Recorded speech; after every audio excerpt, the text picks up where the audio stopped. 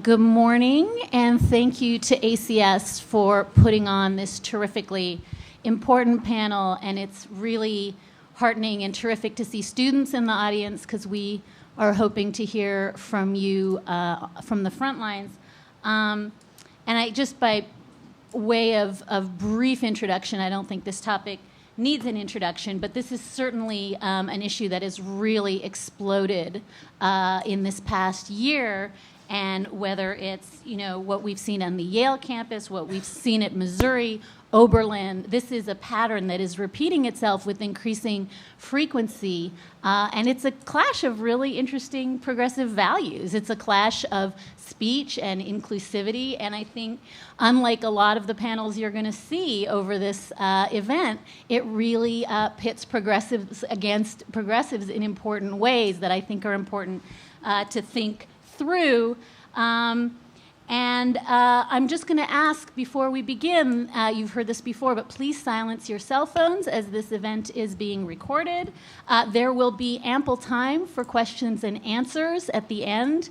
I'm going to ask you to wait for a microphone, assuming a microphone comes, and I'm also going to ask you to please posit your question in the form of a question, because this is not a good venue for the lengthy filibuster-style question. If you want to tweet, there's the microphone. Okay. If you want to tweet anything over the course of the next hour and a half, the hashtag is ACS16. And obviously, CLE approval, you can ask about it at the door, or there's material in your packet if you are seeking CLE for this session. I am going to really briefly introduce our panel, which I have to tell you is a gobsmackingly great panel, even by ACS standards. And I'm going to do it briefly. You've got longer bios in your materials. I commend it to you. We're going to start with Payton Head, former student body president at the University of Missouri. He graduated in 2016, and he is the author of a viral Facebook post that really did, I think, launch 1,000 conversations of the sort we're going to have today, and he's going to tell you about it. Seated to my right, Wendy Kaminer, lawyer, writer, social critic, the author of 8 books, who has written so pointedly on this issue. To the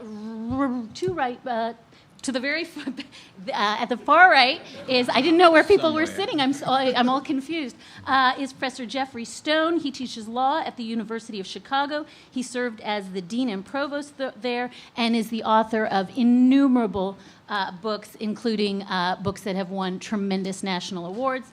And to the left of Jeff Stone, we have Ted Shaw, a professor of law and the director of the Center for Civil Rights at the UNC Law School. For 23 years, he served as an attorney with the NAACP Legal Defense Fund, including time as director, counsel, and president of that entity. So this is just a panel that is so well situated to talk us through the issues that we want to talk about today. But I thought to set, and I'm going to also just say as a precatory claim, we are not having canned, pre-prepared speeches. None of the panelists know what I'm going to ask them in any detail. And so we are going to, instead of a sequence of canned speeches, have a rollicking, knock-down, drag-out conversation. And I hope you all approve. So I want to start by asking Payton to set the table just by telling us, if you would, your story, how it is that you kind of found yourself at the epicenter of this conversation about race and speech on campus, and maybe just sketch out both your experience in case there are folks who don't know about it, but also the reaction. Well, no pressure. Hi, everybody. My name is Payton Head, recent graduate from the University of Missouri, where I studied political science and Black studies. I'm originally from Chicago, so coming to Missouri, the University of Missouri, was a bit of a culture shock, as I'm from the South Side, so a lot of people know the racial areas within Chicago. And so I went to Mizzou my first year, and I was struggling to fit in and find my place on campus. And I had my first racist encounter at Mizzou. And I remember walking through Greektown on the way to one of my friends' like gender transitioning parties, his tea party, and some guys on the back of a pickup truck behind a fraternity house just kept yelling the N-word at me.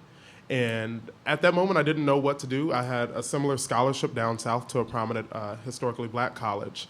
And so I was really, really considering transferring. But I remember just thinking about it and saying that, you know, I chose Mizzou. Mizzou is my home. And when we have a house, you have to clean it up. You have to maintain it every day so that you can make it better. And so that's when I got involved within student government. And I took charge of the Social Justice Committee, where we came out with gender-neutral restroom maps and did so much work to make our university more inclusive, including amending the system's non-discrimination policy to include gender expression and gender identity. And so we were working to connect ourselves with students all across varying identities to make Mizzou feel more inclusive. And I did that because I didn't feel included in our campus culture. So I found myself joining almost every single cultural organization that we had here at Mizzou. I even found myself as member of the week for the Asian American Association. How that happened, I don't know. But I really had a wonderful time at Mizzou, like taking the time to get to know our diverse student body. So when it came time to run for student body president, I had a for a long time, I had like the deepest pit in my stomach of just dread. I wouldn't be the first black president at Mizzou, but I definitely would have been the first to openly identify as queer and also run with a vice president who was black as well. So this was something that had been done before, but I remember the Slate, one of my fraternity brothers actually lost by 25 votes. So we decided that we were going to do this for them and dedicate our election to them. So it came around. We encouraged students from all different walks of life to vote, and we had the highest voter turnout and the highest margin of victory that Mizzou has ever seen. And we ran on the platform of Ignite Mizzou. We didn't think it would actually happen. But yeah, Mizzou did get ignited. And so we were pushing forward with different things. It was honestly hell for a long time because right when we got elected, this was the fall of 2014. So just 2 hours away, we were dealing with the aftermath of Ferguson. And the failure of our university administration to acknowledge what was going on. And I remember we were seeing letters of support come out from universities like the University of Southern Mississippi. And that's when I said, come on, Mizzou, the University of Southern Mississippi is putting out a statement that they support their students, you know, at this difficult time in our country dealing with race relations. But the University of Missouri, just 2 hours away, can't say anything about it. And so that's what started a lot of the different tensions on campus.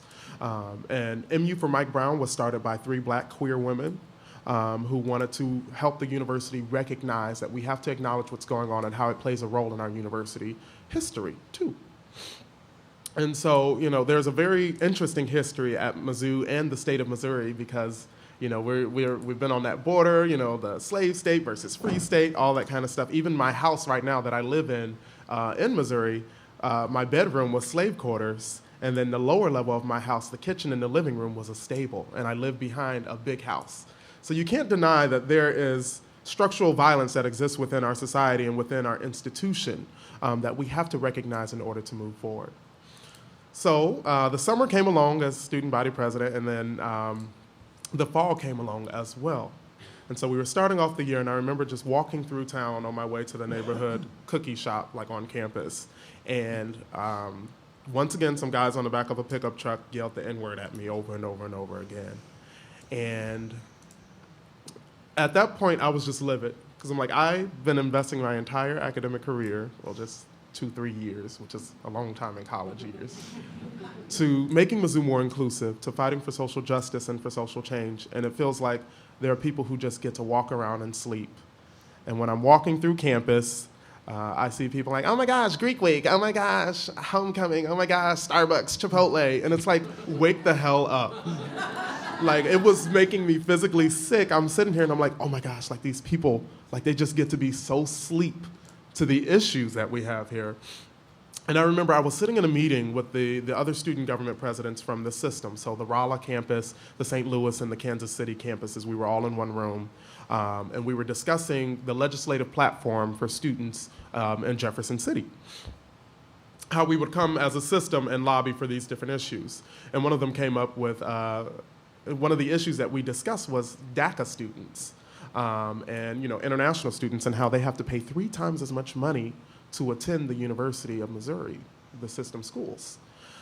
And I remember I said, we should make this a priority on our list. And surrounded by all white student government presidents, they said that this isn't an issue that we should make primary.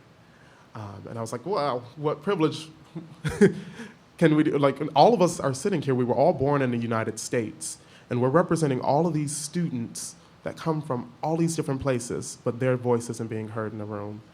And this was already after the night that I had of being called the N-word in the streets.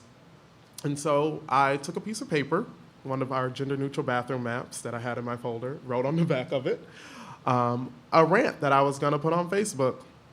And it detailed my experience, and not only my experience, but the experience of my friends. I talked about, my friends who are Muslim, who walk through the streets, as a hijab-wearing Muslim woman, and you get called a towelhead or a terrorist. My friend who's transgender, who was walking through the streets and got spit on because of her identity, or gets denied from different restrooms, or misgendered, just ordering pizza when they call out your birth name on your credit card as opposed to, your name, or asking you your name. And so it was basically just saying for Mizzou to wake up. If you see these injustices, you say something, because that's what's gonna make our community better. And that was just my rant for the day. Went to bed and woke up, and it had over 3,000 shares, and I was getting calls from the Washington Post.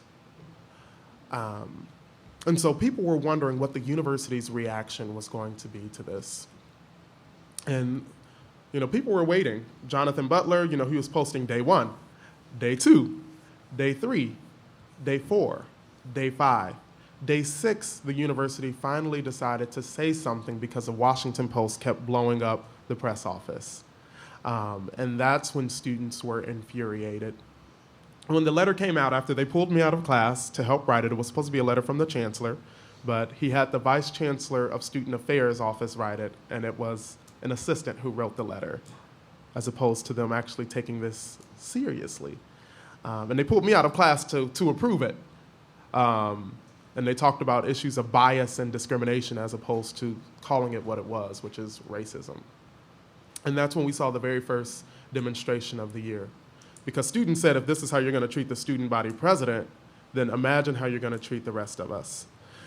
So long story short, that started the first demonstration at Mizzou. Well, Danielle Walker got in the middle of our speaker circle, and students were listening. And then after that, Mizzou just became a mess, because that wasn't the main issue that we were fighting. I know a lot of you all probably heard about the graduate students and their insurance subsidies being cut overnight. So we had students who were pregnant, who found out in the morning that their insurance was gone. The university cut ties with Planned Parenthood overnight as well.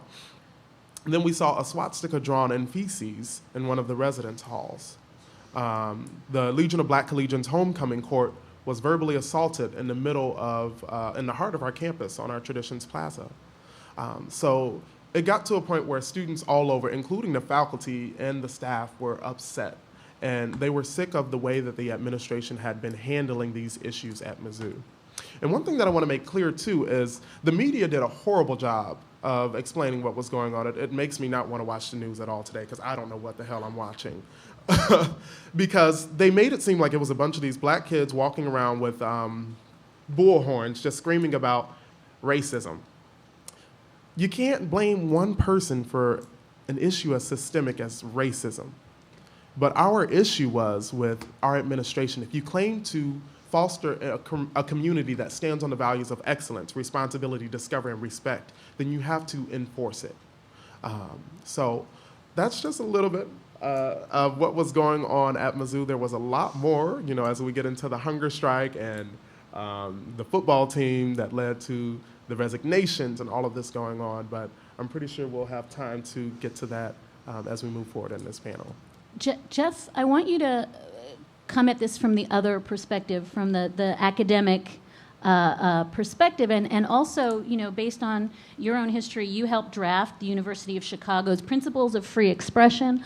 Can you help us understand kind of the goalposts of this debate, how it inflects on a conversation about free speech, how it inflects on the conversation about what a university's responsibility is to balance the interests of speech against the safety and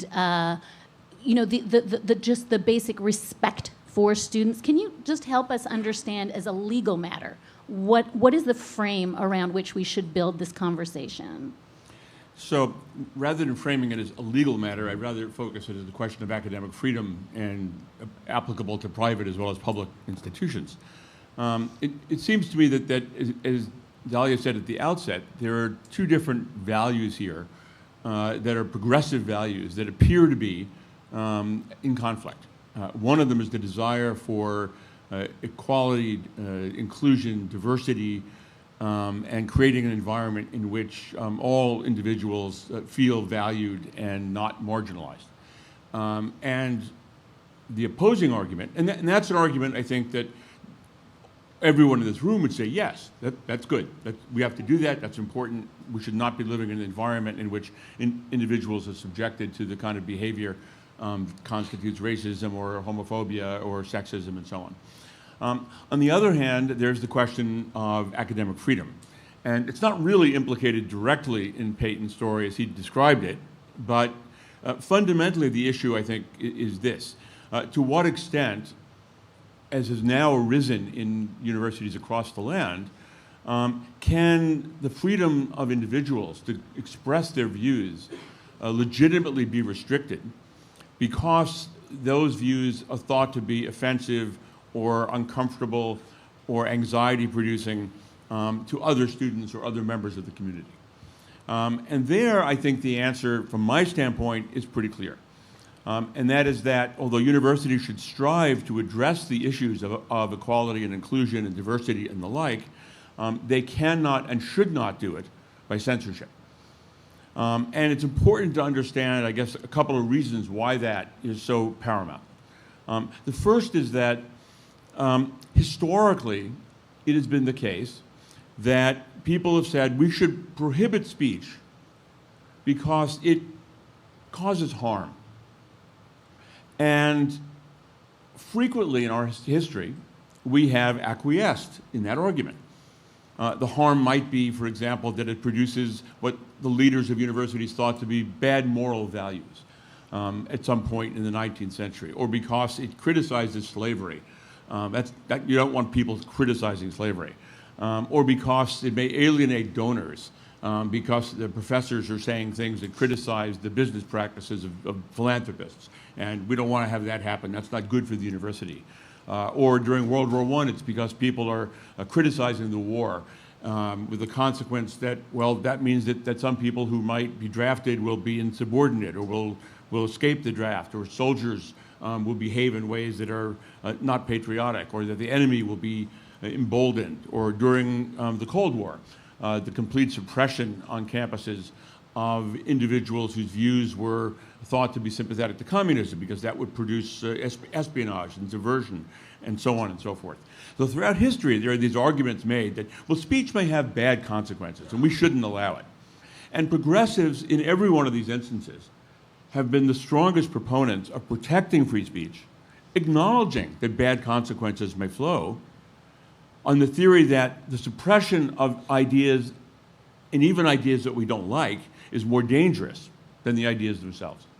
And as Holmes and Brandeis said, the proper response to bad speech is not suppression, but good speech.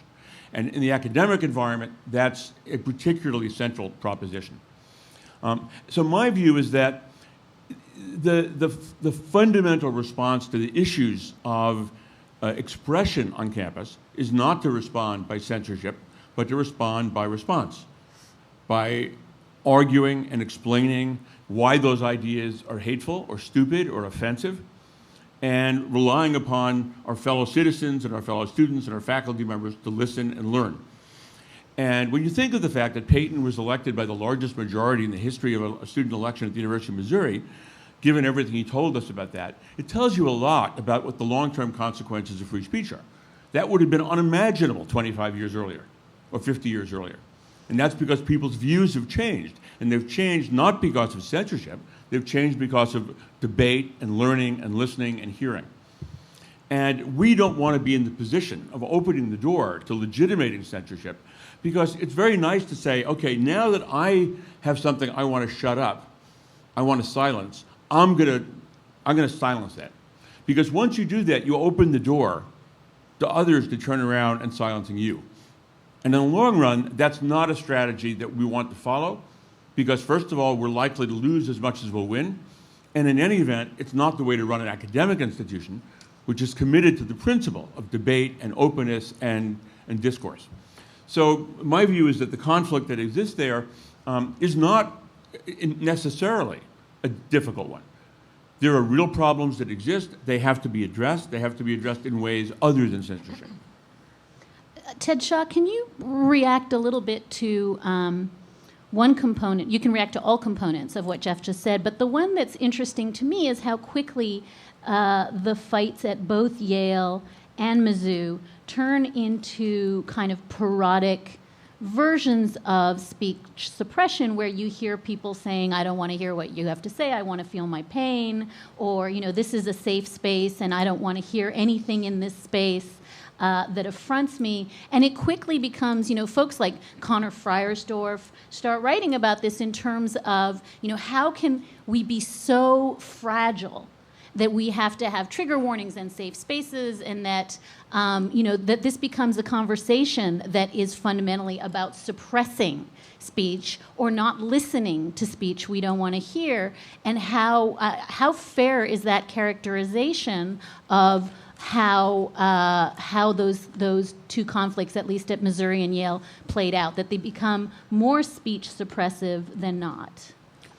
Well, first let me say to Payton and all of the young people, the people in his generation who have picked up these battles and struggles, that I admire you. I commend you for what you have been doing and what you continue to do. The second thing I want to acknowledge, I think maybe you said it, you talked about the conflict between and among progressives or liberals on these issues.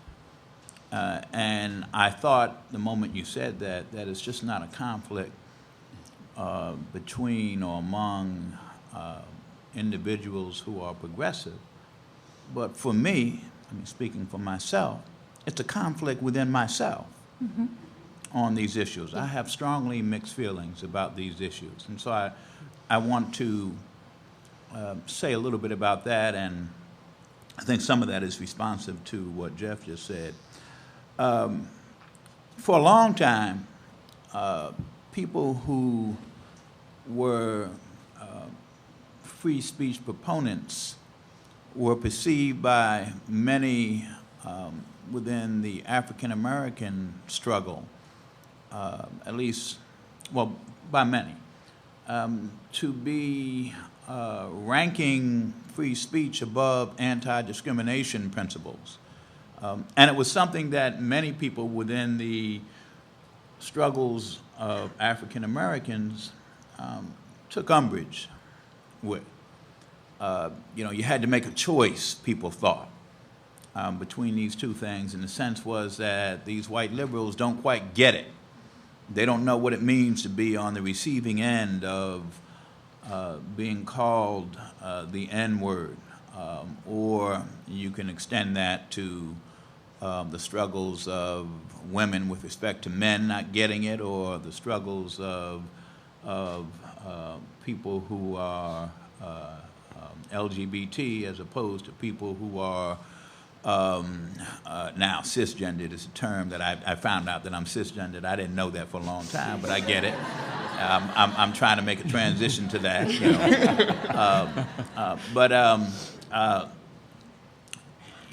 These the sense was they just didn't get it. I frankly do not think that the N-word being shouted from the back of a pickup truck is speech that I value. I don't think it has any value. Thank you. If we are not going to censor it, it's not because it has value, it's because we understand where censorship leads. While my life struggles and career struggles have been primarily on behalf of African Americans against racial discrimination, they've extended to well beyond that. But I also know and believe very deeply that the boomerang of censorship comes back around, will come back around to people of color, to African Americans. Think about, for example, the Nation of Islam, the new Black Panther Party. I'm not saying that I'm going to agree with everything that they say, but I know that when we begin to censor, it comes back around, and it will come back around to them and black folks in general by those in power. I live in a state now, North Carolina, in which the people who have control of the levers of government are mean, bullies. They are after, in a big sense, anybody who is struggling on behalf of people of color, on behalf of LGBT people, transgender people in particular these days. I mean, you know what's going on in North Carolina. I know what these folks will do with censorship. So the struggle within me is that I know in other countries in the world, some of which I've visited and worked with people who are anti-discrimination advocates, for example, on behalf of Roma rights in places like Hungary. I know they have anti-speech, discriminatory speech, hate speech laws, and we could talk about how well that works and doesn't work. The other places in the world do this differently. It's not a question of elevating free speech above the anti-discrimination struggles. I don't believe in that, but I know that particularly at a time like this, and I won't call his name, yes I will. When you have somebody like Trump who may, in fact, God forbid, be elected president, and look what he's trying to do to free speech. Think about what he would do to the struggles of people of color, LGBT people, women, on and on. Look what he's trying to do with his speech, which is hate speech. So it's a struggle internally, but I know without freedom of speech, even though there's some speech that frankly has no value, that we are all very much at risk. Can I say something? Yes? I just want to know, the media did a very, very horrible job of portraying what happened at Mizzou, because after, the hunger strike and everything, it became more of this argument of freedom of speech. And honestly, I'm trying to figure out where this came from, because I'm just looking at censorship. What exactly is being censored? Is it somebody having the ability to call me the N-word? Are we saying that that's something that should be protected by freedom of speech? I'm just lost in this argument a little bit. Okay, Yeah. so let's Okay, let that's what we're Wendy, saying. I think we should let Wendy answer that, because I was going to ask a version of that, which is, you, I think, are less divided than Ted just laid out, and I think what you would say, Wendy, and you're going to say it right now, is that when Ted says there's no value to that word or to other words, I think your feeling is we shouldn't be in the business of policing which words have value at all, right? I would agree with that, but what I would also say about racial slurs and other epithets having no value is that in some ways they actually have quite a lot of value. When somebody hurled a racial slur at you, he was giving you some important information about racism in your community. And I think we should all worry much more, as a practical matter, about what people say behind our backs than what they say to our face. When people call you names, when people say really hateful things to your face, they're telling you where they stand. They're telling you what's being said about you in your community, and they're giving you a chance to fight back with your own speech, as Payton did most effectively. When I was listening to Payton, I was thinking to myself, if we really wanted to cut this short and go on to some other sessions, I could simply say, I rest my case in favor of free speech, because Payton responded very appropriately, very effectively, with speech. And as Jeff said, look at the result. Look at what it helps spark. But there was something else that Payton said that really struck me, and I don't want to forget it. He was talking about living in part of what were once slave quarters. And you referred to it as, I think, the architecture of violence. Structural violence. And, I understand that metaphor. I think it's an appropriate metaphor. But I worry more and more about the way we use metaphors to justify censorship. Whenever people want to censor speech, they don't call it speech, they call it conduct. They call it verbal conduct, or they call it actual violence. I mean, I've been accused of committing acts of violence because I have, in the context of discussing free speech, quoted epithets, described what I think of as distasteful but protected advocacy, given examples of the legal difference between incitement to violence and really distasteful, hateful advocacy. And in doing that, in the context of an academic discussion about free speech, I was accused of committing an explicit act of violence. Now, we see it all the time in speech codes. Speech codes are based on the premise that whatever we decide is discriminatory speech, hateful speech, demeaning speech, speech that's harmful to some protected class, isn't really speech. It's discriminatory conduct. So when we censor it, when we punish people for engaging in it, we're not really engaging in censorship. And that's just sophistry, and it's, I think, a very dangerous kind of sophistry. And one of the dangers is that when you equate the metaphoric power of speech with actual violence, you risk justifying violence in response to speech, because you tell yourself that you're fighting violence with violence. And that's how a heckler's veto can devolve into an assassin's veto. I think that's a really important point that we don't think about often enough. Speech is not violence. It can be hateful. It can be hurtful. It can cause emotional harms. But that's very different than the harm from a physical assault. It is different, but, I think there is such a thing as emotional violence. Ted, I'm not disagreeing with that, but I want to make a point about where using that metaphor and taking it literally can lead us, and that it is the basis of most of the censorship that we see today. And let me just make a couple of more points. Both Jeff and Ted talked about what I think of as the instrumental value of free speech. I mean, Ted was talking about his own conflicts in protecting speech that he thinks has no value, because he knows how the rules that he uses to censor speech that he thinks has no value will be used against speech that he thinks has a great deal of value.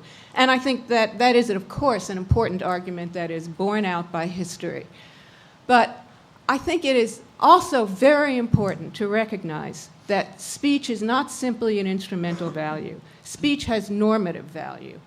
And I would differ, I think, from probably most people in this room and maybe everybody on this panel in saying that people have a moral right to their bigotries. People have a moral right to their hatreds. It comes under the rubric of freedom of conscience.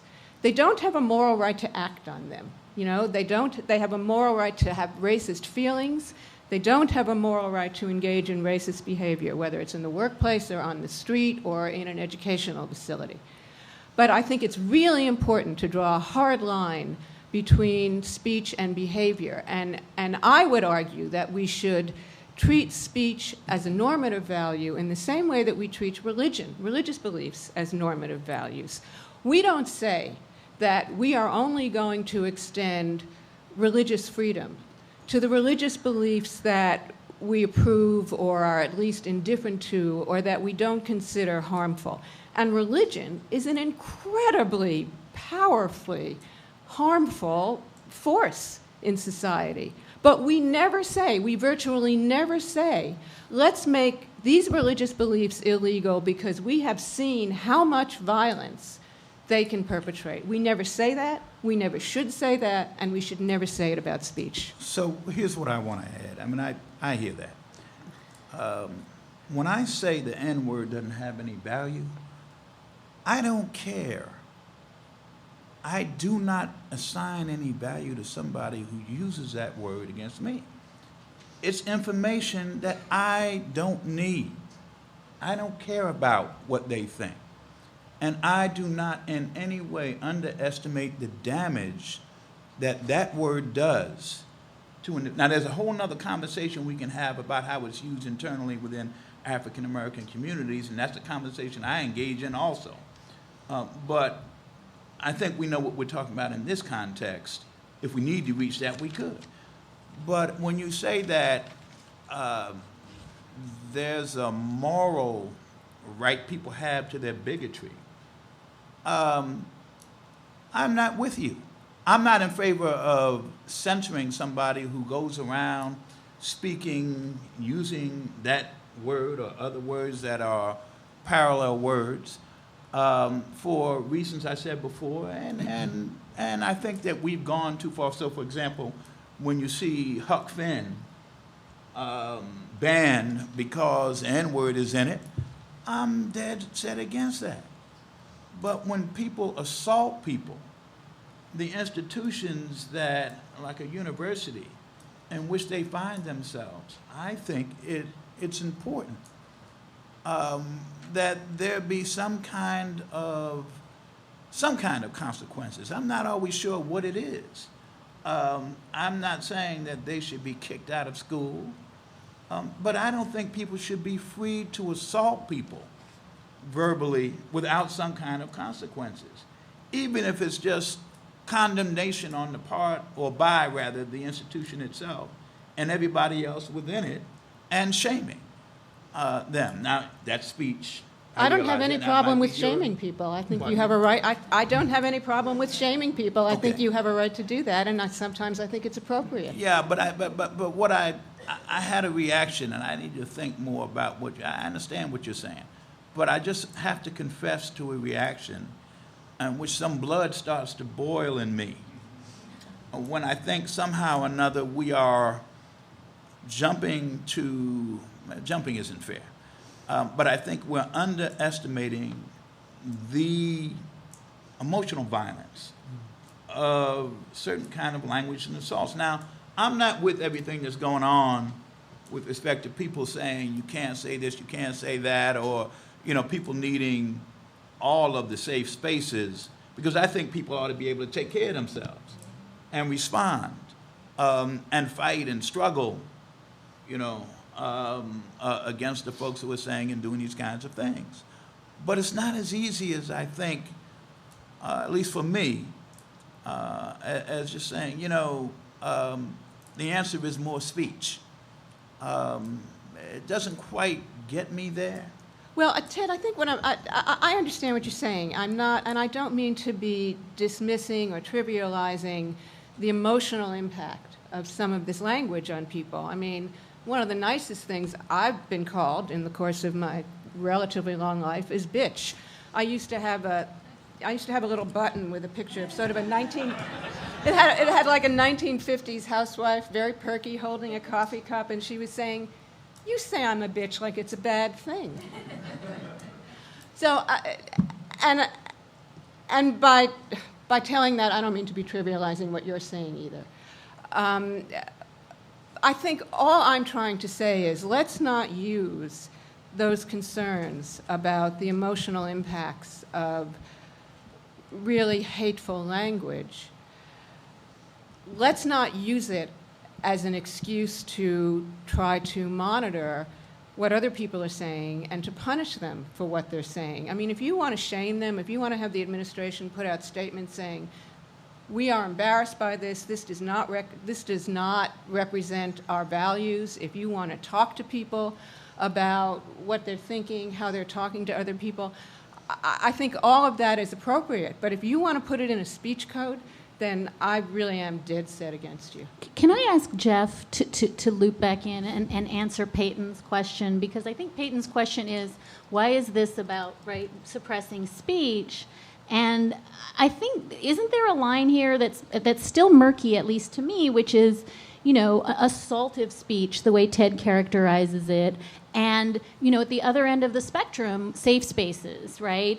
Non-speech. The cure for speech that affronts me is to have less speech. It seems that that's an enormous range, and it also seems to me that, you know, let's say we could all agree that if the cure for speech is more speech, that what's being asked here is less speech in some instances, and that's the problem that we're all grappling with. Well, with respect to Payton's question about the press coverage of Mizzou's situation, I don't really know enough about it to be able to comment, but my understanding of it is it wasn't a free speech issue. It was an issue about inclusiveness and diversity and how universities should respond to the issues that were raised. It got conflated with the free speech issues because those were also going on all over the country. And I think, therefore, the issue of simply the core questions about how to deal with race and gender and sexual orientation in university campuses and safe spaces and microaggressions and trigger warnings all got looped in together. And the zoo situation just became one of those. In terms of the issue of avoidance of speech, I mean, I think that one of the key points that both Ted that Ted at least made, is that one of the things as an educator I want to achieve in my students is to prepare them to be effective citizens in the world. I regard that as one of my key responsibilities. And in my view, protecting students from unpleasantness and offense that they cannot be protected from in the real world is a disservice, not a service. And that as painful as it is and as unfair as it is, that different individuals, different groups have to be subjected to certain types of unpleasantness, that's the world we live in. And we can't change that by willing it. And I don't think it is responsible for an institution of higher learning to essentially not prepare our students to be capable of dealing with the challenges they are going to face in the real world. You know, in the ideal world, people wouldn't say ugly, insulting things to each other, but they do. And I don't think that we can meet our obligations to our students by then throwing them out in the world and leaving them unprepared to deal with that. The other thing, though, I want to say is that educational institutions are educational institutions. And our responsibility is to educate our students and our faculty and all of our community members to the values of civility and the values of mutual respect. And to explain that, yes, you may feel things passionately, but there are good ways and bad ways to express yourselves. And I would venture to guess that everyone in this room understands this and does not say things that are going to be needlessly, gratuitously insulting and offensive to other people, except maybe Donald Trump. And that we need to make sure that people in our community understand that and learn that. And the truth is, to be perfectly honest, I think we've done a great job over decades along these lines. And I come back to the point that Payton made earlier about being elected by the largest majority and so on. The truth is, higher education is about as safe a space as exists anywhere in our country. The fact is that there are always instances of idiots who behave stupidly and badly, but they're relatively so few and far between relative to the real world that I think it's a mistake to inflate that and to take it out of proportion. There are huge issues of diversity and inclusion that our institutions have to face and to deal with, and they've been raised by people like Payton.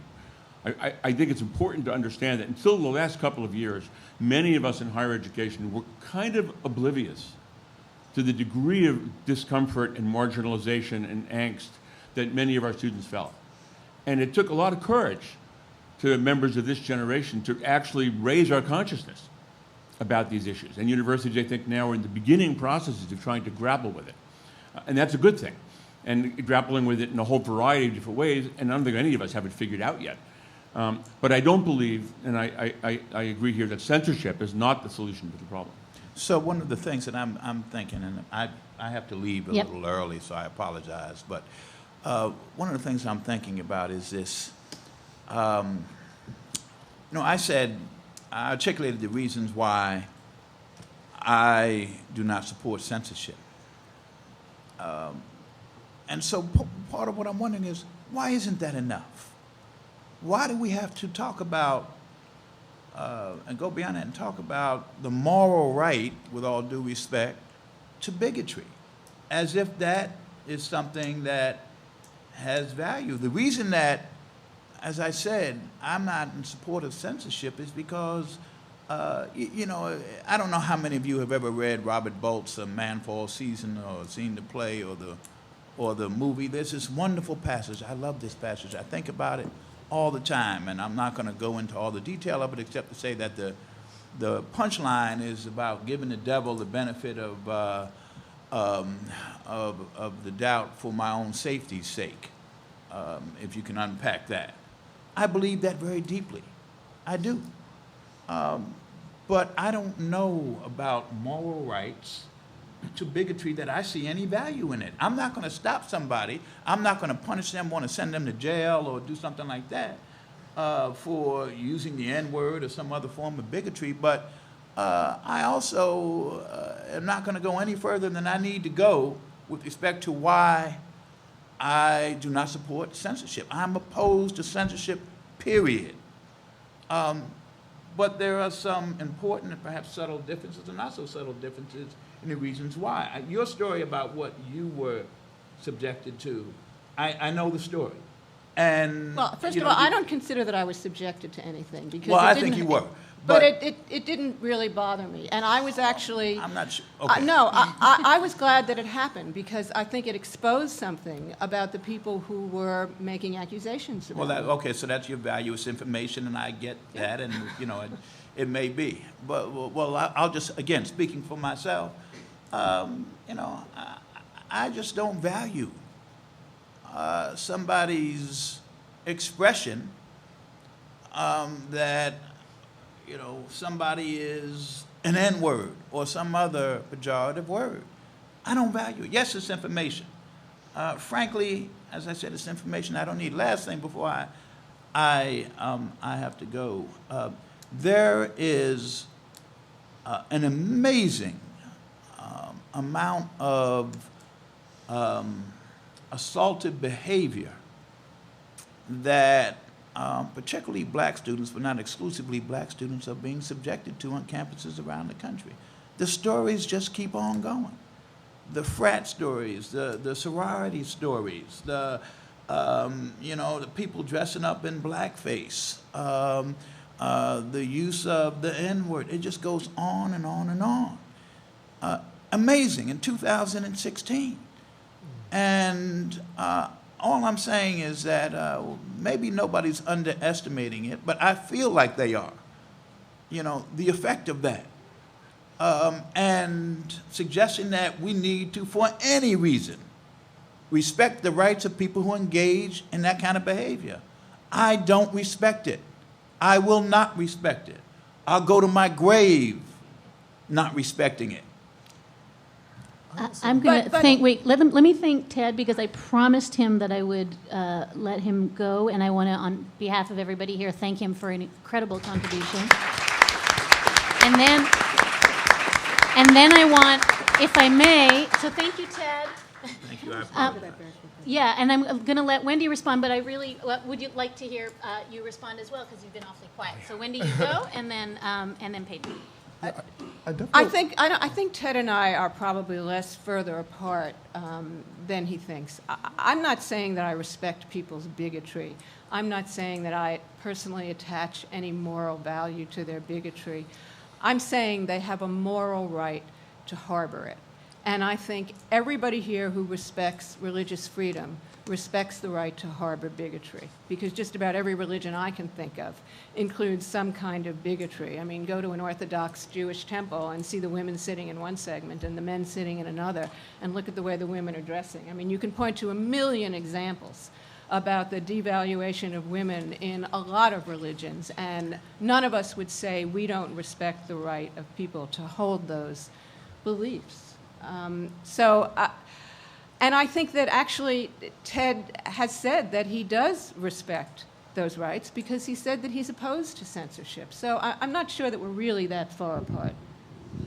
Yeah, for me, I was just wondering like how this even got started in the first place, because that's not something that I was a fan of at Mizzou, like the censorship and everything. I think that we grow when we hear different languages, when we hear different speeches, when we have the opportunity to network and talk to people who have differing views than our own.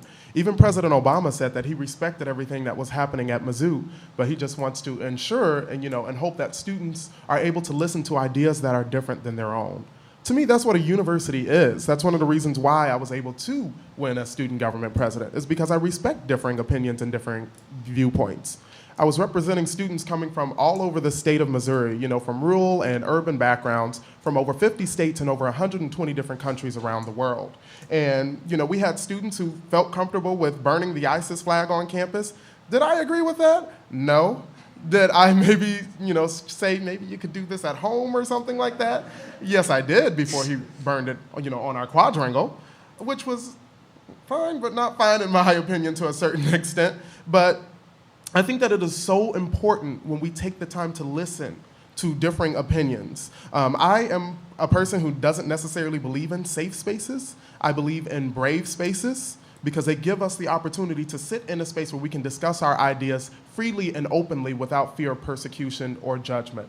I feel like that's how some of the most learning that I see on campus happen. When I've had students talk to me about like different views that they may have that, somebody may identify as racist. I have never labeled somebody as a racist or homophobic or whatever it may be, because I feel like we all have the ability to change. When I came to Mizzou, my favorite word in high school was the R word, and I would say it every day, and it is retarded, so those of you all who do not know.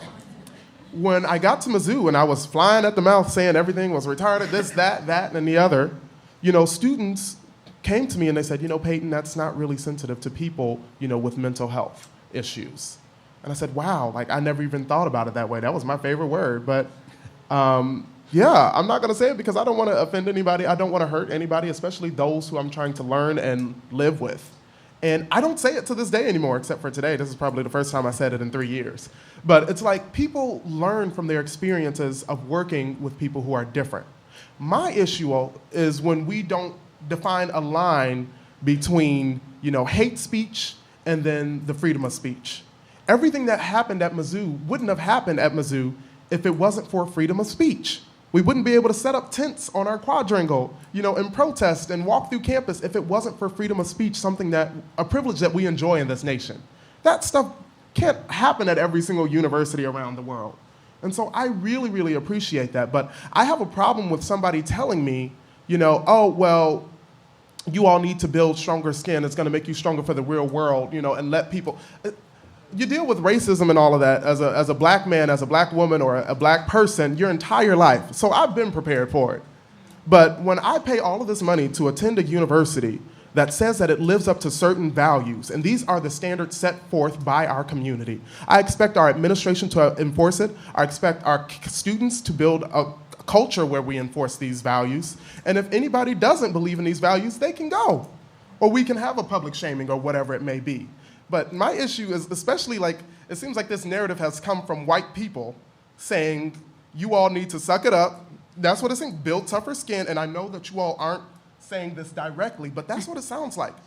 Or that it's not violent emotionally to hear yourself being called the N-word. I almost transferred from Mizzou after the first time it happened to me. My best friend who came to Mizzou in the fall, the very first week, she was going to the frat houses for parties. They slammed the door in her face and said they weren't accepting black girls for the night and continued to call her the N-word. She no longer goes to the institution and is working right now to pay her bill back to the university. So you cannot tell me that that is not violent. The fact that students are having this experience. We have an academic retention services offices that hasn't had a curriculum developed to support marginalized students since 1994. Black students and students of different marginalized identities, we have to go to class just like everybody else. We have to try to succeed, a lot of times coming from low-income communities. The South Side of Chicago is not known for our education system. The state of Illinois has still not passed a budget. I'm expected to get to this university and succeed just like the rest of my peers, while also being called out of my name on a daily basis. Some people have been beat up for their different identities. One of my best friends was beat up just for being gay. Jonathan Butler, who it wasn't mentioned, the one who went on a hunger strike, my mentor, he was beat up in the residence hall just for being black. Nobody is justifying anybody getting beaten No, but up. it feels like. But But you're separating it, and you're saying that verbal is different, and that's true. But also there is a level of violence associated with speech that I feel like a lot of times white people can't understand because they're the ones in power making these decisions, but it's like, well, it's just a word. Like being a woman and being called a bitch, yes, I believe that is violent to a certain extent. Well, I don't, but your generation is and the black students today who are protesting for some very good reasons, it's not the first time we've heard about the violence of the word. I mean, this takes me back to the 1980s when I had my first arguments with Catherine McKinnon about whether or not pornography was rape. And I remember I was involved briefly with some women with a feminist group against pornography, and I was trying very hard to turn it into a kind of consciousness-raising anti-censorship movement. And I realized, it was actually in the 1980 election, which turned government essentially over to Republicans, and I heard Jerry Falwell and Phyllis Schlafly starting to appropriate the language of the feminist anti-porn movement. And I realized how naive this was, to think that you could have a movement that would talk about the harm of speech, the serious harm of speech, and somehow think that you could avoid people turning to censorship as a solution. But I remember having debates with feminists who would talk about, they wouldn't say pornography is rape as a metaphor. They would say pornography is rape. I mean, read Andrea Dworkin, read Catherine McKinnon. They're basically saying pornography is rape. I remember debating Gail Dines, and she would talk about pornography being rape. And I would think, have I just stepped through the looking glass here? Because I would much rather be assaulted by a man holding a pornographic magazine up in my face than a man who just comes up to me and punches me in the face. I think there's a really important difference there. And he can read anything he wants. He can view anything he wants, but, I draw the line at him touching me. That's what an assault is. I don't feel assaulted. I didn't feel assaulted by men walking around with magazines or by men. Gail Dines used to say, but, they're masturbating. They're masturbating to these pictures. I don't care. That has nothing to do with me. That was not an assault on me. So, I don't assume that we haven't had similar experiences. Don't assume that we don't. I don't think they're the same. Women who think pornography is rape think it's the same. That's what I'm saying. It's a very, very similar argument. We're going to take questions in a minute. I know folks want to talk. I think I want to ask Jeff Stone to just reflect a little bit, if you can, on what you've just heard, and also, the extent to which I think that we're part of the reason this conversation is so fraught is because we're kind of having a hard line differentiating between speech and action. We're having a hard time differentiating between speech in the aggregate and this one speech act. We're having a very hard time, I think, fully understanding whether universities principally have an obligation to teach us to be good citizens of the world or to somehow make us safe to learn. I'm just finding that these are such slippery constructions, and I wonder if you think about speech every day as a formal matter. If you can get us through the murk, I can see how anxious people are to talk, but I wonder if you can give us some kind of response to what you're hearing here. So I think it's important to recognize that there's a basic principle of academic freedom, freedom of expression, that has to guarantee the freedom of individuals to express their views on issues without regard to how offensive, how annoying, how upsetting, how much anxiety producing they are on other people. I think in a society and in an academic institution, that's pretty fundamental. On the other hand, that's a principle, and how it applies to specific contexts can be more complicated. So, for example, we've talked about the N-word, right? So there's a difference between words and ideas. So it's one thing for a university to say you cannot convey ideas that advocate the view that homosexuality is immoral, or that abortion is murder, or that Israel should be wiped off the face of the earth, because those ideas offend people. Cannot do that. Right? Words are different, because words are not the same thing as ideas. And so there's a question then as to what extent one can draw a line in a principled way between the use of the N-word or profanity and the idea that's being communicated. And to now revert to the First Amendment for a moment, the Supreme Court has basically said, in the context of the First Amendment, that, let's say, wearing a jacket bearing the word "fuck the draft," right, can't be restricted, even though the word is deeply offensive to many of the people who are passersby, not because the word "fuck" is a message in itself, but because it is an effective means of conveying an emotional content and the depth of one's anger or passion. And that even though words are different from ideas, they can often be critical to conveying ideas.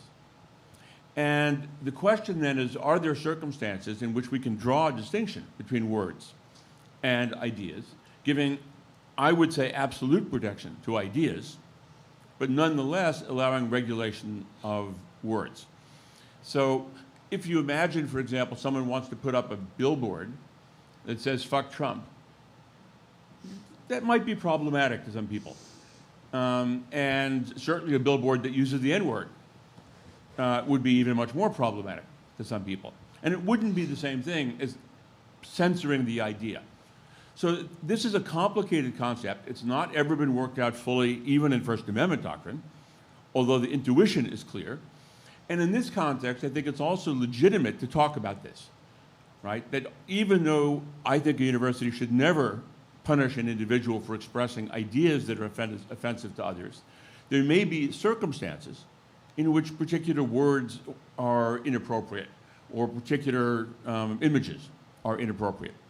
But I do think it's important to accept as an absolute that ideas cannot be censored because of the extent to which they cause upset or offense or anger or anxiety or anything like that. Once you open that door, you are no longer a university.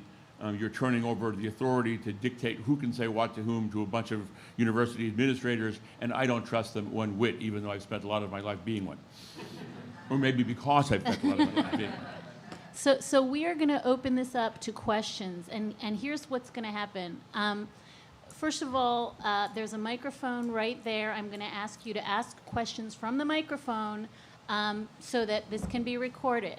I'm going to ask you to, in the spirit that this conversation has happened, be as respectful and as brief and concise as you can, understanding that people in this room have really different experiences and feelings about this. So please line up at the mic, and to the extent, holy cow, will the one person who doesn't have a question just keep sitting. But try to the extent that you can ask a question, that's great. And to the extent you can direct your question at somebody, that's also great. We have many people and not a lot of time, so let's be brief. Do you want to take a couple of questions before you give us the mic? Let's see what happens. Okay.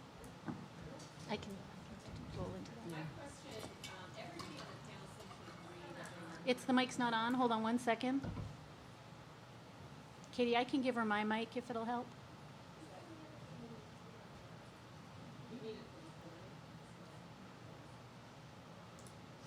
The batteries. Katie, you want to give her my mic? Oh, no. Can you use that?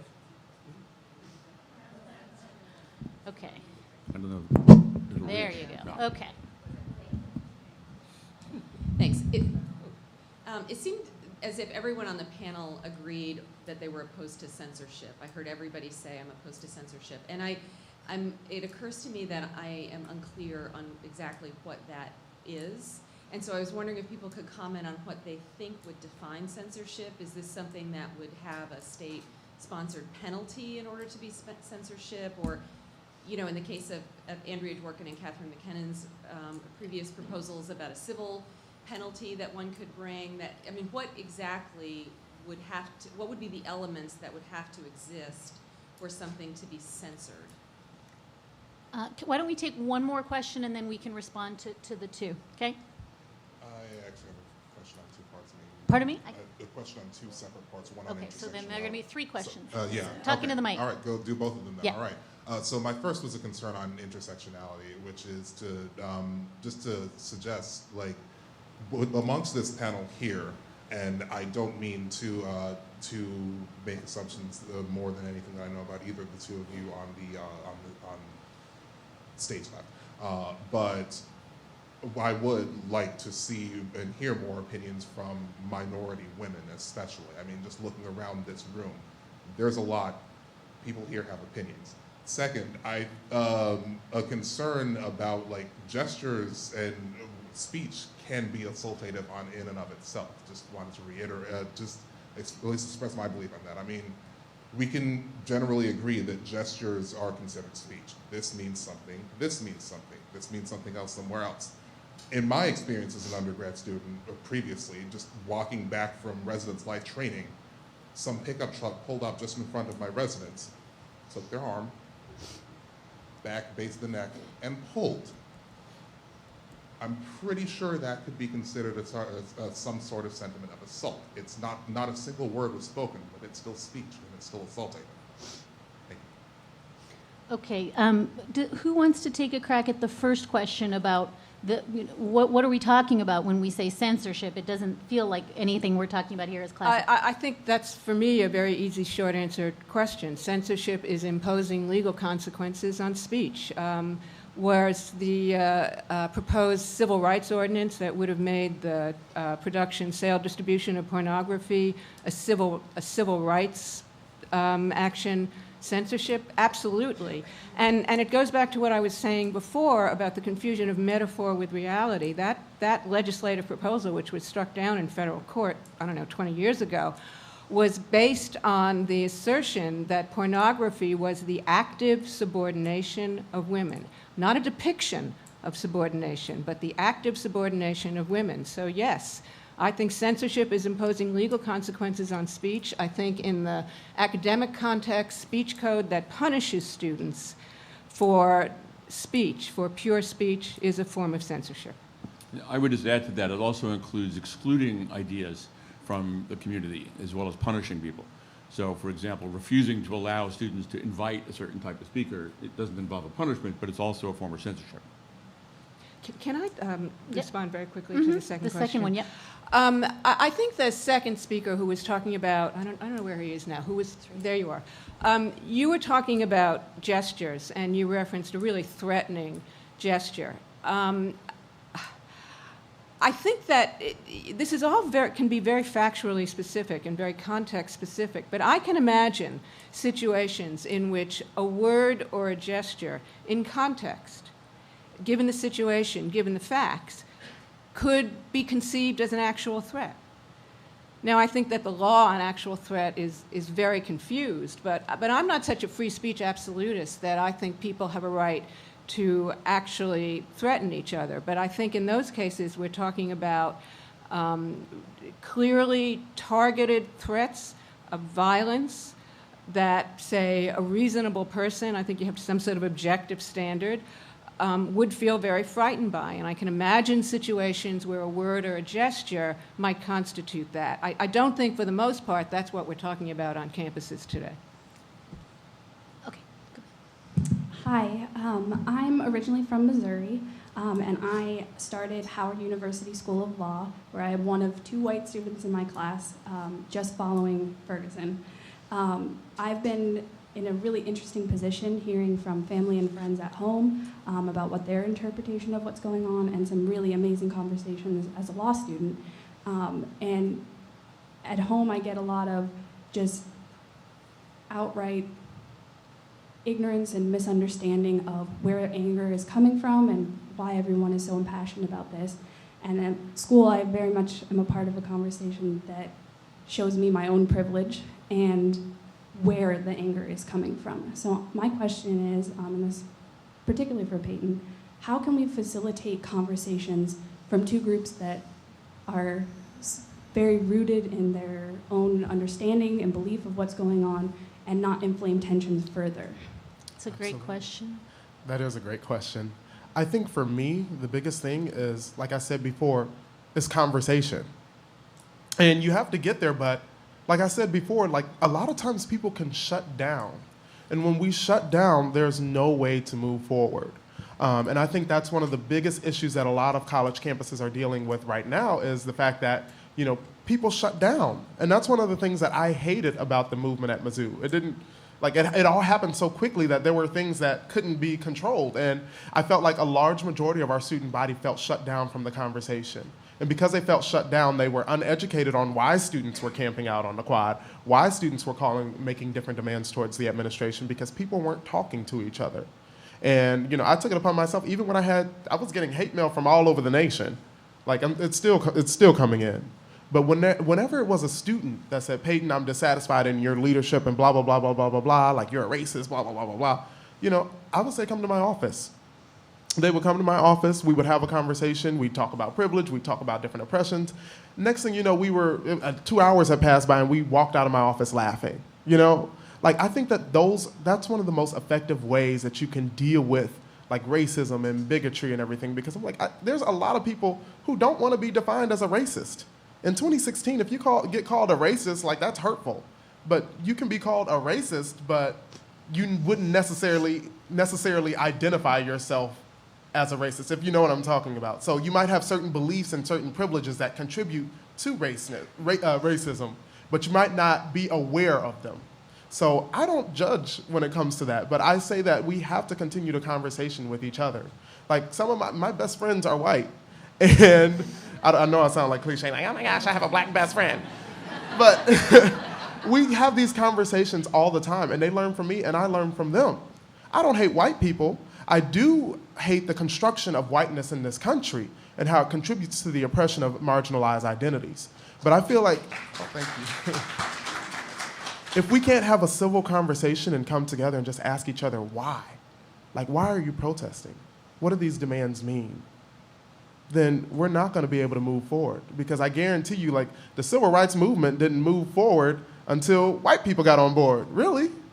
And a lot of times we forget about that, how important allyship is to social causes. Or the fact that most college campuses, not most college campuses, but college campuses have always been a place of activism, have always been a place of free speech, and they've led to national movements that have changed the course of our country. So I think that conversation is so important, and that when we have these polar opposite opinions and we shut people out, then that's when we don't move forward. So if you can continue to facilitate as much dialogue as you can, not only with your family, but with your friends at Howard, right? I think we'll be good. This stuff doesn't get solved overnight. You don't solve systemic racism or systemic anything overnight. It wasn't meant to be solved overnight, or else it wouldn't be systemic. It wouldn't be institutional. But I feel like the more and more we can have conversations and recognize people's humanity, I think that it's so important because a lot of times, like, we have this idea in our head, this person is this, they believe in that. But I'm like, if we just have a conversation, you can realize they're human too. They enjoy happy hour in DC as much as you do. Because I know I do. Sorry. Thank you. Hi, I'm a member of the most reviled group in America. I am an atheist. Let that sink in for a minute. How many of you felt assaulted in your belief system or wondering about my ethical compass when I said I am an atheist? I walk around with separate church and state, godoffmoney.com, which I stamp on the change that I get every day. I violated the law by doing that. Woody, ask a question. I want to. They know each other. That was not a gratuitous assault. Yeah, Okay. Just. We are espoused. They're married. Okay. I just want to be clear that we don't yell at all of our questioners. I walk around. I'm a member of a group that tries to censor speech. We want God, in God we trust off the money. We want the motto of the United States changed back to whatever it used to be, e pluribus unum. We are offended by speech, and we try to stop speech, mostly government speech, but I asked Professor Shaw's permission to say this on his way out. He used the phrase God forbid in something he said. It got to me. Where do we stop and start in the speech that offends me? I often tell Woody, I don't know if this is an answer, that I remind him that he has no First Amendment rights in relation to me. So that's your answer. I mean, if your question is about law, then the government should not be saying "In God We Trust," in my view, consistent with the Establishment Clause. And I think you're right about that. And we should not, in the Pledge of Allegiance, be saying "Under God." I think that violates the Establishment Clause. I don't think those are issues of censorship that you're seeking. I think they're issues of the government obeying its own constitutional obligations about the separation of church and state. If you wanted to tell other people that they couldn't say "Under God" or "God willing," then you'd be engaged in censorship, which I would completely oppose. But to the extent you're concerned about government speech, and given the particular realities of the Establishment Clause, I think you're completely right. Let's take 2 more questions, just because we've got 10 minutes and many, many questions. Thank you, and I'll try and be quick. A testament to the complexity of this issue, and I find myself on a gut level agreeing with everything everybody says. I am a practicing member of the bar. I have ethical obligations to be civil. They are punishable if I violate them. I come from a state, South Carolina, the South Carolina Supreme Court is quite active in punishing uncivil behavior within the profession. They consider it a protection of the profession and keep it functioning well. That's not considered a violation of my First Amendment rights. On a gut level, I hear about the young woman having the door slammed in her face and being called out names. I think that must be punishable conduct. But it seems to be that the university should be able to implement some basic codes of civility. And I'm not pretending that's easy to define, but so what? Let it be difficult. I just wanted to comment on codes of civility. Jessica, go ahead and ask your question, and then I'm going to ask the panel to respond to both. Sure. Thank you so much for the time and for the panel. It's been great. A majority of the area that I work in is in abortion rights and related violence. And so we do actually have a statutory scheme set up to address it, not totally well, within the FACE Act, which is at what point is speech threatening. And as the panel and some of the commentators have brought up, we have a gap between what is said and then what happens. And the idea behind the FACE Act was preventative, right? We're sending threatening letters to patients, to doctors, to all sorts of people to prevent the threat of violence. And I'm just curious if you see an analogy or a parallel that universities could work with, because those are real, legitimate emotional harms. If students are transferring out, I would make an argument that that is actually a harm that should have some legal remedy and consequence to it. And I point to the FACE Act as, you know, one way to sort of think about it, and then I'll take my question off the air.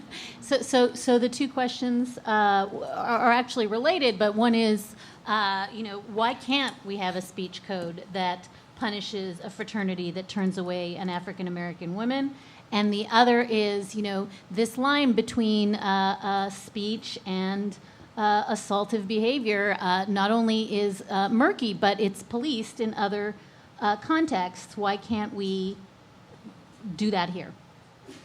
Well, first of all, in terms of codes of civility, the difficulty, of course, is in defining what is appropriate and inappropriate when we talk about civility. And to the extent we're talking about behavior, turning away an African American woman from a party, that would violate norms of racial discrimination, and universities do enforce those rules.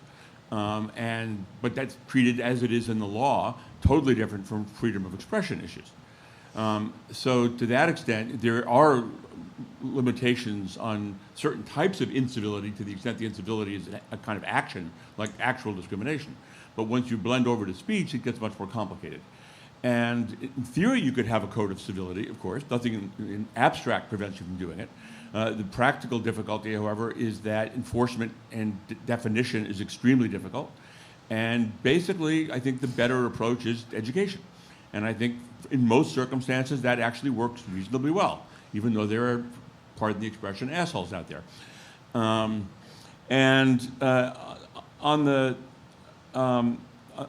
the question of threats, I mean, I think you can punish threats. That's true under the First Amendment. That's true under any definition of law. And again, the question is one of definition, and threats are basically defined fairly narrowly. So if somebody says, if you don't do what I want you to do, I'm going to kill you, then that's punishable, and every university would ban that. But saying speech that makes someone uncomfortable, and they say, I feel threatened by the fact that you don't like me, or you don't like my kind of person, is not a threat. It's not a threat in the technical meaning of the law, of the First Amendment, and it should not be conflated with the concept of a threat in the context of an academic institution. And the other thing to understand is academic institutions are different. They have a special and distinctive commitment to a robust protection of free speech, which means that other entities, businesses and so on, can much more readily regulate speech among their employees and in their communities than universities should. Because universities are, at their very core, fundamentally about creating this notion of academic freedom, free expression, testing ideas, challenging one another. That's not the case in most of the world. And so private entities can have all sorts of restrictions that are not, I think, congenial with the core mission of a university. I want to take the question about the FACE Act, which, as I recall, and somebody will correct me if I'm wrong, basically prohibits blocking the entrances to abortion clinics. Is that right, Dahlia? Among other things, yeah. I don't think you have a First Amendment right to block the entrance to a healthcare facility or any other number of institutions. I think that a law prohibiting blocking access is a fairly routine time, place, manner restriction. But I think a law, and we just dealt with this in Massachusetts, and the Supreme Court dealt with it. Massachusetts has a history of fatal anti-abortion violence. We had murders in Planned Parenthood clinics about 15, 20 years ago. As a result, Massachusetts passed a couple of buffer zone laws, and the last one was recently struck down by a unanimous Supreme Court. Maybe there were a couple of concurrences, but there were no dissents, because the law was basically a prior restraint, because it was partly based on the argument that especially young women seeking abortions could be traumatized by people yelling at them, yelling anti-abortion slogans from 15 feet away. And the court said, you can't do this. You know, if you have people who are engaging in actual criminal harassment, you can enjoin them, you can arrest them, you can enforce the laws against them, but you cannot assume that everybody who is engaged in a protest is involved in harassment, and you cannot say under the First Amendment that telling a woman that it's wrong to kill her fetus or even yelling at her and calling her a baby killer is not protected speech, because it is protected speech. I would just note, I know we have a bunch more questions, but you know, one of the conflicts in those cases goes to exactly the conflict you and Payton are having, which is it depends so much on the experience of the listener, and that some women walking into a clinic, you know, I mean, Justice Alito's construction is the gentle sidewalk counselor, you know, gently, tenderly telling women, you know, to make slightly better choices. There's another construction of what that looks like depending on who is the recipient of that message, and it seems to me that, you know, as a formal matter, that's not necessarily an easy line to draw. Okay, we have time for like maybe 2 questions if we ask them. I will make them very quick. So this year at Ohio State, I'm a 3L at the Moritz College of Law. We had an incident where a student wrote an article entitled "The #1 Killer of Black Americans" and stated that it was abortion. As expected, there was an outrage. I'm a member of the Black Law Students Association. We penned a response that ran in the Lantern, the student paper. The response from the administration was to have these diversity conversations where we can talk about race and abortion rights and how we think Moritz looks at race and how law schools look at that impact in the classroom. Payton, you mentioned let's have a conversation with people. As of right now, we had about 11 of these conversations, and it has gone absolutely nowhere. A lot of the rising 2Ls say we don't really have time to talk about that in class. We don't talk about it. You don't self-select courses until the 2nd year. Any of the panelists, is there anything that we can do as members of the Moritz Law community, the ACS community, to push this conversation forward instead of having it die like it always does when we talk about diversity? Thank you. Have you all had like hosted sessions yourself, or did you have administrators host sessions? It was both students and administrators, so there would be no problem with students talking freely about things. Okay. And I think this group came to Mizzou too. Were they the ones with the 20-foot tall, like graphic posters? Okay. All right. Whew. And they came when everything was happening. I'm like, it's just like graduate students, like abortion. Then they were saying, it was just a mess. So we really didn't have like a conversation about that at Mizzou. I wish I could be of more help. But it almost like people were infuriated, but I think it goes back to intersectionality. And a lot of times we don't even get to intersectionality because we try to address issues like, oh, like women or black people, and then we forget about black women or, you know, or black queer women or people of all different types of identities. So I don't know what to say. I think the biggest thing that could help out is continuing to pressure people to keep the conversation relevant. Because a lot of times issues, I know that even as being student body president, issues come and go. Like when I first got into office, I was dealing with Ferguson. Next thing you know, we were rolling out the big It's On Us campaign on sexual assault prevention. Then American Sniper, that was us too, blew up, the movie, you know, about it promoting Islamophobia. And then we had another campus-wide conversation about freedom of speech and Islamophobia and will it be a safe campus. So I wish I could offer more. I think the panelists could probably do a better job than me. Not necessarily. I think you've done a good job. Yeah. You've done more than we have on these campuses. Do we have time for one more? We have time for one more. I'm very, very sorry to the questioners who got bumped, and I urge you to shake down the panel at lunch. Okay. So it seems like there is actually an intersection between what African Americans are experiencing and what Jewish students are experiencing, but from different perspectives. There are inherently violent images, which it doesn't matter what the context is, because I hear you all kind of saying it depends on the context of when it happens. When there's a swastika in a dorm room, or there's a picture of a noose, it doesn't matter what the intention was behind it. And what I'm sort of seeing is that in terms of who's being marginalized, the Jewish students are kind of invisible within the narrative. And even when they raise their questions or they raise their concerns, they're being treated as if they are privileged and therefore not deserving of the same protections. And I'm kind of interested in what the panel has to say. I think one of the one of the worst consequences of identity politics is that it minimizes or just outright denies our capacity for empathy. And I think that also, it sort of goes to the kind of discussions we were having here when you and Ted were suggesting that I somehow don't understand the emotional violence of hearing racial slurs.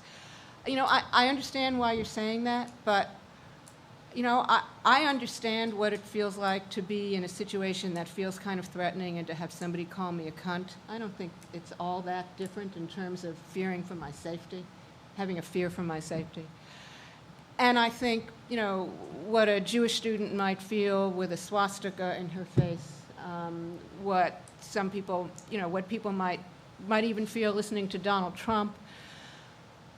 But, you know, you can be a well-to-do, heterosexual, I still use that word, white male, and you can still understand what it is to be afraid. You can still understand what it is to be hurt and insulted. I think we all have a capacity for empathy. And I think that if we remember that and if we honor that, it can make all these discussions about censorship a lot easier.